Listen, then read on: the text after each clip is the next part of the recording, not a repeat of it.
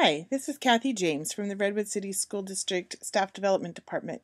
I'm going to tell you today about how to sign into an Edmodo group. First, you want to go to the Edmodo page, which is at www.edmodo.com, and you'll see the sign in like this. If you've previously made a Edmodo account, you can log in with your email address and password here.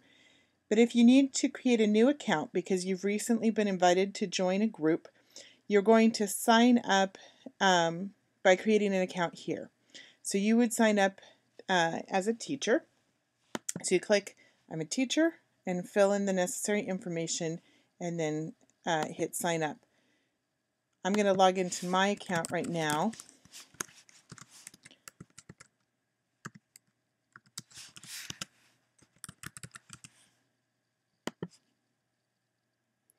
When you first log in, you'll see a page that looks something like this. It's a little bit like a Facebook page, but it is not out there for public consumption, and you control the groups that you belong to or the people that join your groups.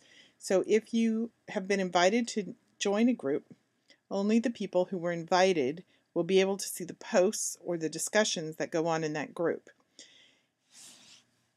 You can create a group for a staff development purpose between teachers, or you can create a group that you add students to and use as a discussion forum or assignment forum for students.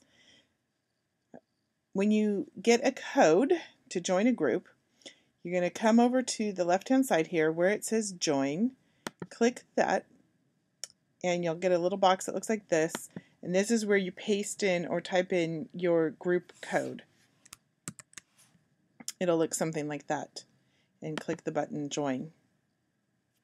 And it tells me I've joined that group successfully.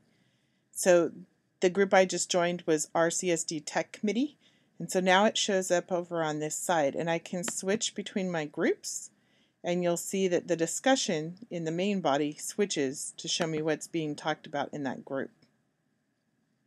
This last group is a class that I created as a demonstration, so you can see that when you first create a group, nobody belongs to this group yet. It creates a group code that looks like this. To create a group for your class, instead of clicking the join button, you would click the create button. You give the group a name. This is something like Room 5. And you pick your grade. So maybe this is 6th grade Language Arts. And then you click Create.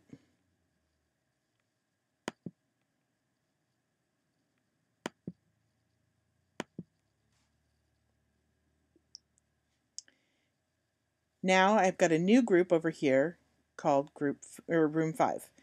And the new code that was just generated for it is this code here, G7GRST. So when you get that code, you can then send it out to your students or write it up on the board, and they would create student accounts just like you created your teacher account. And when they log into their student account, they would come over here and click join, and this is the code that they would enter in order to join that group. So I want to show you real quick what you can do once you're in a group. So if I click on my tech committee here, this is going to be a brand new post. So I'm going to click in here for the post, and I'm going to say, hi, welcome to our Edmodo group, and hit send. And now that's the first post in this list. Anybody who's in the group can add a new post. They can choose to make it a note, an alert, an assignment, a quiz, or a poll. And then once they've posted, the people in the group can come in here and they can either reply, they can tag this post so that they can find it later, or they can show their reaction to it. As you go along, You can have ongoing discussions about multiple topics. You can insert videos. You can insert web links. You can create folders that house documents that you might need to be sharing back and forth within your group. And it allows for a good forum for having the kinds of academic conversations that we want to foster within our district. So I hope you have fun playing with it, and let us know at the district if you have any questions. Thank you.